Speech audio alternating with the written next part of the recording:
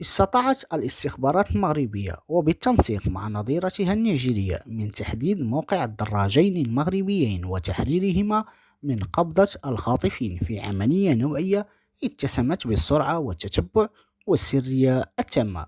وكشفت مصادر إعلامية أن الاستخبارات المغربية أنقذت المواطنين المغربيين من موت محقق بعدما اختطفتهما عصابة مسلحة في منطقة على الحدود بين بوركينا فاسو والنيجر، حيث نجحت في تحريرهما من عناصر المسلحة بالمنطقة الصحراوية على مستوى الحدود بين بوركينا فاسو والنيجر.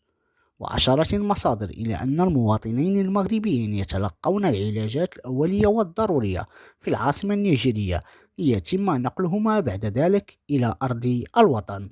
وكان العديد من رواد مواقع التواصل الاجتماعي قد أطلقوا نداء من أجل تدخل وزارة الشؤون الخارجية والتعاون الإفريقي والمغاربة المقيمين بالخارج وسفارة المملكة المغربية بدولة بوركينا فاسو للبحث عن دراجين مغربيين انقطعت أخبارهما منذ أزيد من شهر. وحسب ما نشرته جمعية الدراجة الهوائية السياحية سوس ماسا على صفحتها بموقع التواصل الاجتماعي فيسبوك، فإن الدراجان المغربيين عبد الرحمن السرحاني وإدريس فتيحي انقطعت أخبارهما منذ أزيد من شهر في دولة بوركينا فاسو.